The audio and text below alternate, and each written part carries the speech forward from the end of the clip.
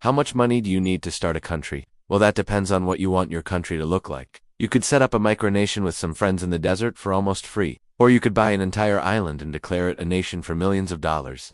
But if you really want to start from scratch, you're going to need way more than just a few bucks and a dream. Let's see how much cash it would take to kickstart a new country. If we're talking about starting a country from scratch, we should probably get our geography straight.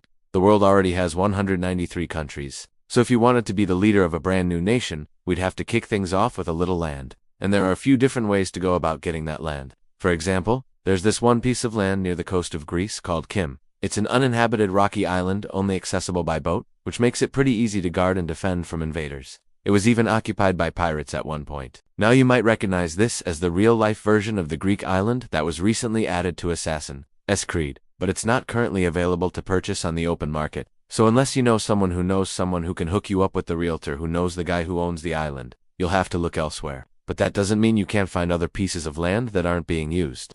There are thousands of islands around the world that have been completely abandoned by humans. In fact, there are so many that a website called Buy an Island has an entire page dedicated to the top 10 abandoned islands for sale. Of course, we don't know why these islands have been abandoned. They could have been used for illegal activities at some point. Or maybe they were cursed and everyone had to leave. All we know is that they're empty and ripe for the taking. The cheapest island we could find on that list is a little over $2 million. But let's be real here. Buying an abandoned island is kind of risky. We do want to know if there are any landmines or toxic waste left behind by the previous owner. And what if some group of angry squatters show up claiming that they have dibs because they wrote the word squat on the side of a building? We need a safer option. What if instead of buying an island, you just made one? It's not as crazy as it sounds. It's actually been done before. In 1817, a Polish activist named Kasper Balsamo constructed a small artificial island near Stockholm to protest Sweden's restrictions on building in the Baltic Sea. He also built a fort on it. And in 1972, Dutch artist Paul McCarthy created his own island by hand in a lake in Kassel, Germany. He collected mud and sand and built it into a long narrow spit of land that stretched out into the water. This method takes a lot of time and dedication, but it also avoids a lot of risk. And depending on where you live, it might even be free. If you wanted to build your own island in the middle of a lake in the US, you could technically use all of the rocks and dirt that you need from places like the nearby riverbed or land. Of course, building your own island isn't exactly going to be quick or easy. So how much would it cost to purchase a pre-made island? Well, here's where things can get expensive fast. Take this private island in Fiji, for example. The price tag on this bad boy is a cool $7.8 million. That's a lot of money, but it comes with a lot of bells and whistles, like an airstrip, plenty of palm trees, 2 beaches, and lots of views.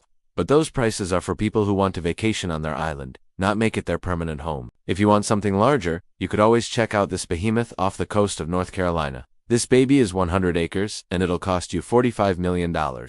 It comes with an old mansion, a pool, a dock, and a whole lot of history. It's also very eco-friendly since it has its own freshwater lake and thousands of hardwood and longleaf pine trees. Not to mention the real estate agent advertises it as an ideal place to store your valuables. So if you've got a lot of gold bars lying around and nowhere to put them, now you know what to do. Okay, so what if you found a cool island that's for sale but you need to borrow a little money to make the purchase? Here's the thing, most banks aren't going to lend you money to buy an island. They only want to lend you money when you plan to use it to make more money. After all, their business is first and foremost. But if you wanted to try anyway, you'd have to put together a heck of a pitch.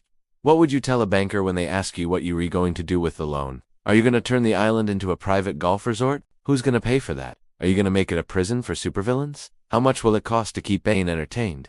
These are the questions you need to answer, and you won't get very far without a good business plan. If you want to fund your new country with loans, grants, and investments, you're going to need to have a strong economy to back it up. And that means you'll need money coming in. But where could you possibly get enough money to start a country? One option is to collect taxes from citizens, but that assumes you already have a population willing to live in your country and contribute to its growth. It also assumes that you can convince people to move there in the first place.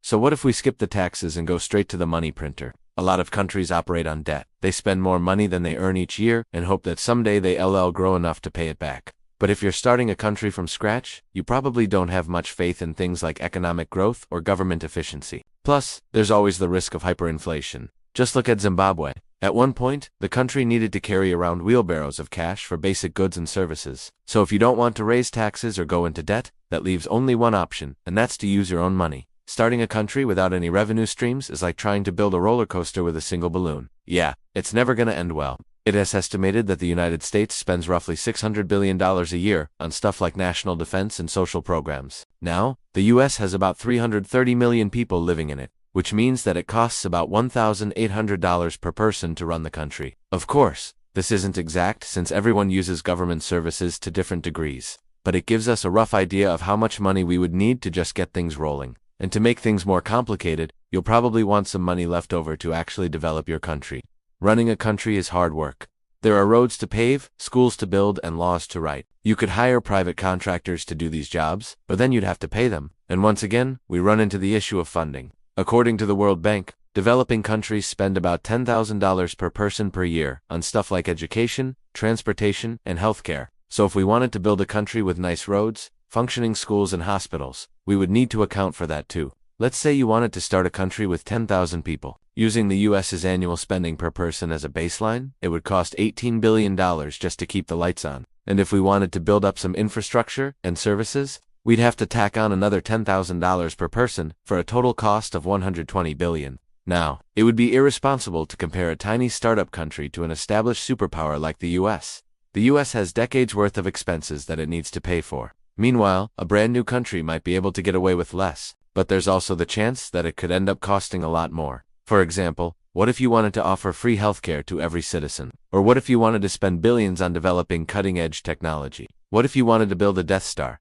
Okay, we all know that's never going to happen. But hey, you never know. If you can attract enough talent to your new country, it could grow exponentially. And if you play your cards right, maybe one day you'll become the next global superpower. Now you're welcome. Now stay tuned to learn how much money you need to destroy a world, or click this other video instead. I worked really hard on it.